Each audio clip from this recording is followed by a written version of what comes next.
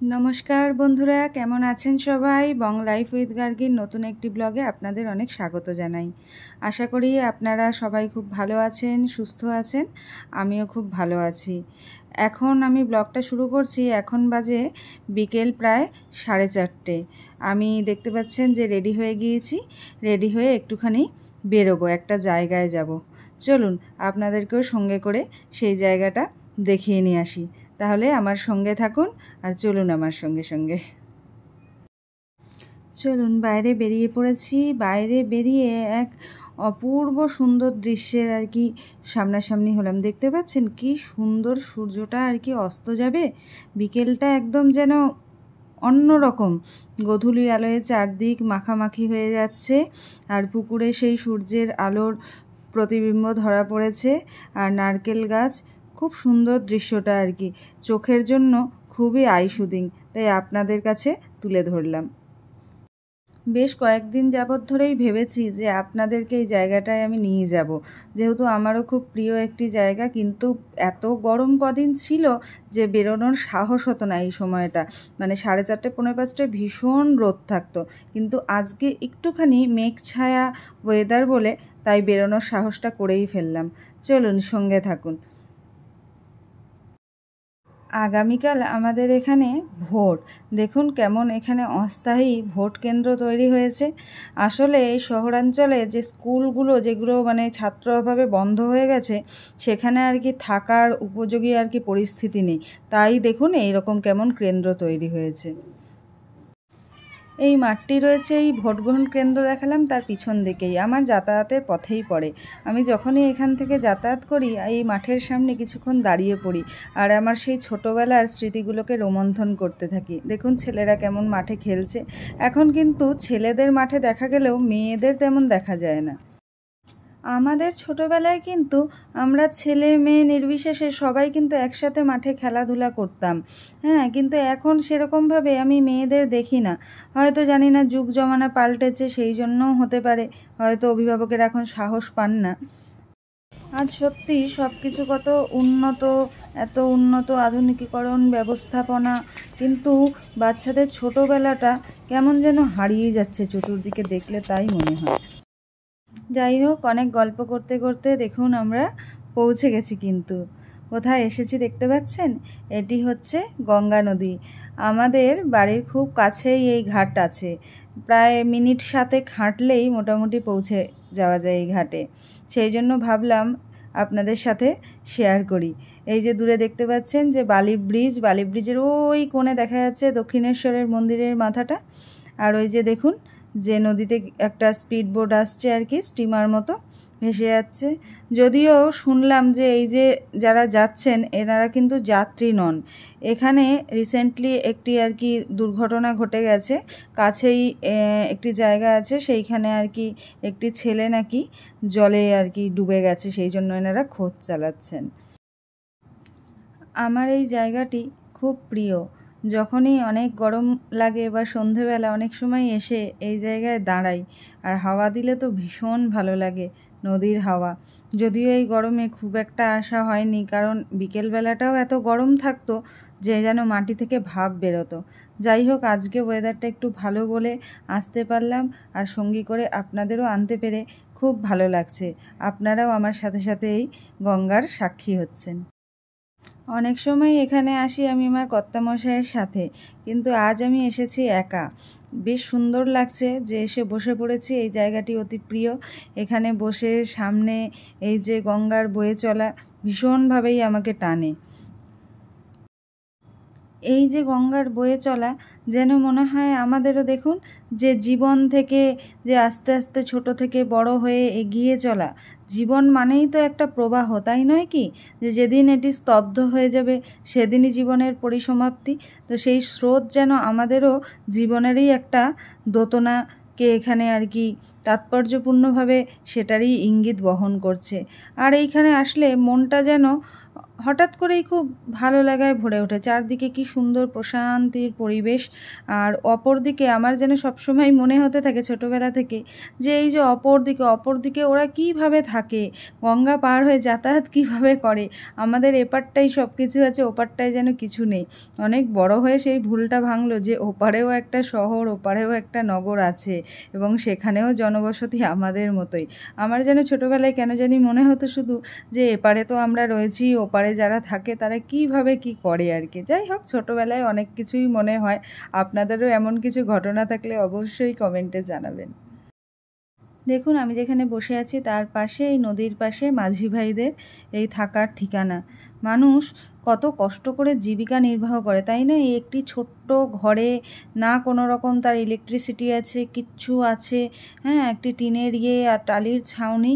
কত কষ্ট মানুষ করে দিন যাপনের জন্য, সবটাই তো দিন যাপনের জন্য।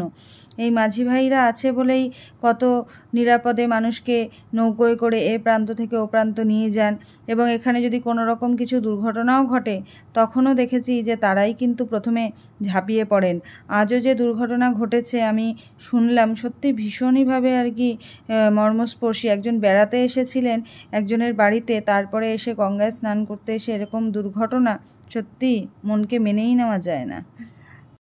হঠাৎ করে 2-4 ফোঁটা বৃষ্টি শুরু হয়ে যাওয়াতে চটজলদি আমি বাড়ি ফিরে এসেছি। আর এসেই দেখুন বসে গেছি একটি জিনিস তৈরি করতে। সেটি হচ্ছে যে আমার গিটসের একটি কুলফি মিক্সচার ছিল কদিন ধরেই, তো ওটা কিছুতেই বানানো হচ্ছিল না। তাই আজ ভাবলাম যে একটু চট করে বানিয়ে ফেলি। সেই জন্য এই দুধের প্যাকেটও ছিল আর ওই মিক্সচারও ছিল, দুটো মিলিয়ে আমি একটু বসে পড়েছি এই কুলফিটা বানিয়ে নেওয়ার জন্য। বৃষ্টি না আসলে হয়তো ফেরার সময় আপনাদের কিছু কিছু জিনিস দেখাতাম, কিন্তু হঠাৎ করেই বৃষ্টি শুরু হয়ে যাওয়ায় আমি আর কি ছোটাছুটি করেই প্রায় বাড়ি ফিরে এসেছি। যাই হোক, তাও যতটুকুই আর কি ভিজি নেয় কেন, যে বৃষ্টি পড়েছে এটা প্রচণ্ড দরকার।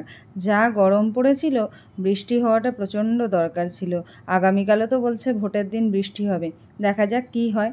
চলুন, দেখতেই পাচ্ছেন যে এসে গেছি। এই দুধটাকে একটুখানি অল্প গরম করে নিচ্ছি। এই যে দেখতে পাচ্ছেন যে হালকা আর কি একটুখানি বয়েল আসা অবধি এটাকে গরম করে নিতে হবে। আমি ওই ততটুকুই আর কি গরম করছি, ফোটাতে হবে না আর কি। দুধটাকে ঈষদুষ্ণ গরম করে নিয়েছি। এরপরে ওই যে দেখতে পাচ্ছেন যে মিক্সচারের যে প্যাকেটটা রয়েছে সেটাকে একটুখানি খুলে নিচ্ছি।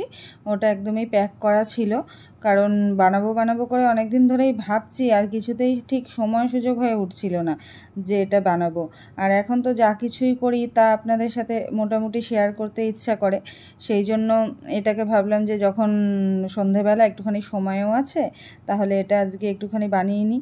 দেখেছেন ভিতরে কি সুন্দর দুটো ছোট ছোট আবার মোল্ডও দিয়েছে যে কুলফিটাকে রাখার জন্য। ছোটোবেলার কথা মনে পড়ে যাচ্ছে, সেই ছোটোবেলায় এরকম বড় হাঁড়িতে করে সেই বরফ কুচি দিয়ে এরকম সব কুলফিওয়ালা কুলফি নিয়ে আসতো না মাথায় করে, এবং আমরা সেই ওই মায়ের থেকে 1 টাকা 2 টাকা নিয়ে ছুটোছুটি করতাম গরমের ছুটিতে যে কখন কুলফিওয়ালা আসবে। মা জোর করে ঘুম পাড়াতো আর আমরা তখন সেই চুপ করে ঘাপটি মেরে শুয়ে পড়তাম।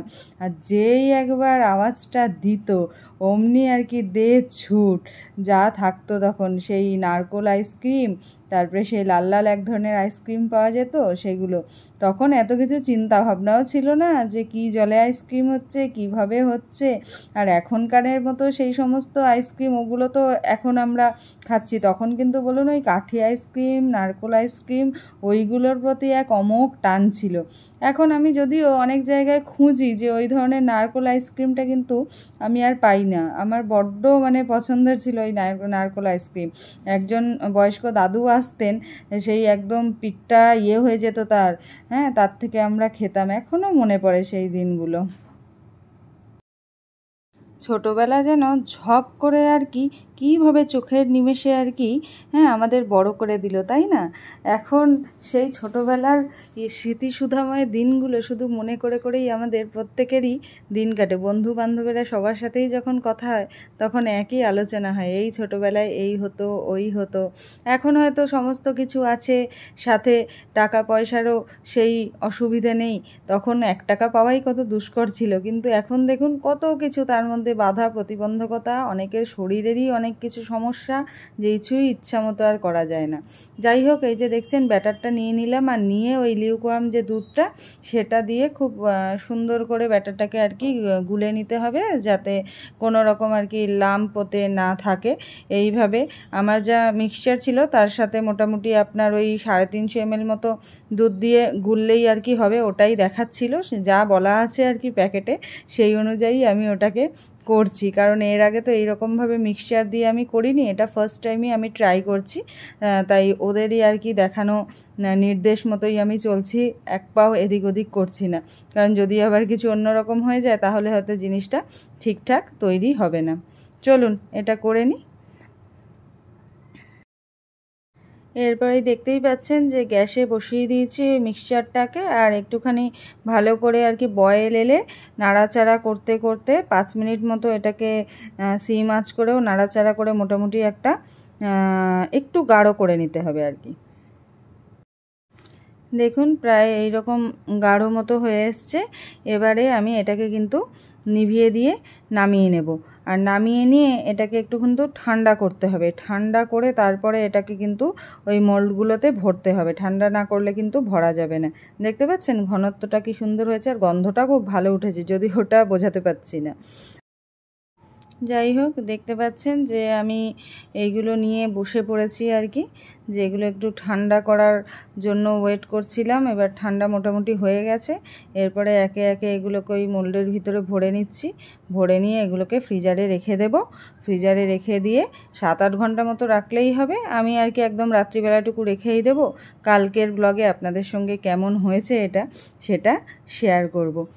আর আজকে মোটামুটি এবার রাত্রিবেলা খাওয়া দাওয়া যা আছে, রুটি কেনা আছে আর তরকারি হয়েছে একটা মিক্সড ভেজ, এই দিয়েই আজকে রাত্রে ডিনারটা করে নেব। তাহলে আজকে আমার এই পর্যন্তই ব্লগটা রইল। কেমন লেগেছে আপনাদের অবশ্যই আপনারা আমাকে কমেন্টে লিখে জানাবেন, আর কে কোথা থেকে দেখছেন সেটাও যদি আপনারা জানান তাহলে খুব ভালো লাগবে, আপনাদেরকে আমি ধন্যবাদ দিতে পারবো। আর আমার চ্যানেলের ভিডিওগুলো যদি ভালো লেগে থাকে তাহলে চ্যানেলের সাথে জুড়ে থাকতে হলে চ্যানেলটিকে একটু সাবস্ক্রাইব করে বেল যে ইয়েটা সেটা প্রেস করে দেবেন, তাহলে যে নোটিফিকেশানগুলো সেগুলো কিন্তু রেগুলার আপনাদের কাছে পৌঁছে যাবে এবং আপনারা একটা ভিডিও দেখতেও মিস করবেন না। আর যদি ফেসবুক থেকে আমার এই পেজটা দেখতে থাকেন তাহলে পেজটাকে অবশ্যই ফলো করে দেবেন, তাহলে রেগুলার যে ভিডিওগুলো আপলোড হবে সেগুলো আপনারা কিন্তু মিস করবেন না। যাই হোক, সবার ছোটোবেলায় মনে হয় একই রকম আমাদের কেটেছে। আমি আমার ছোটোবেলার কিছু কিছু ঘটনা আজকে আপনাদের সঙ্গে শেয়ার করলাম, কারণ আমরা তো বড় হয়ে যাই যখন, তখন আমাদের কাছে ছোটোবেলার যে গুরুত্ব, সেই গোল্ডেন পিরিয়ড, মা বাবারাও তখন যখন আমরা ছোট ছিলাম তখন বলতেন, এখন আমরাও সেই একই জায়গায় পৌঁছেছি বলে আজকে আমরাও সেটার যে ছোটোবেলাটার যে সেই সোনালি দিনগুলোর মাধুর্য যে কী ছিল সত্যি তা আজ মানে উপলব্ধি করতে পারি। তখন যখন ছোট ছিলাম তখন মনে হতো যে কবে বড় হব, আর আজ যখন বড় হয়ে গেছে এখন যেন মনে হয় যদি একবার ফিরে যেতে পারতাম সেই ছোটোবেলাটায়। কি বলেন, আপনারাও কি আমার সাথে সহমত? তাহলে অবশ্যই আমার কমেন্টে জানাবেন যে আপনাদের কি মনে হয় ছোটোবেলায় ফিরে যেতে পারলে কি কি যে না করাগুলো আর একবার করতে পারতাম। যাই হোক, সবাই ভালো থাকবেন, সুস্থ থাকবেন, দেখা হবে পরের একটি ব্লগে, ততক্ষণের জন্য টাটা।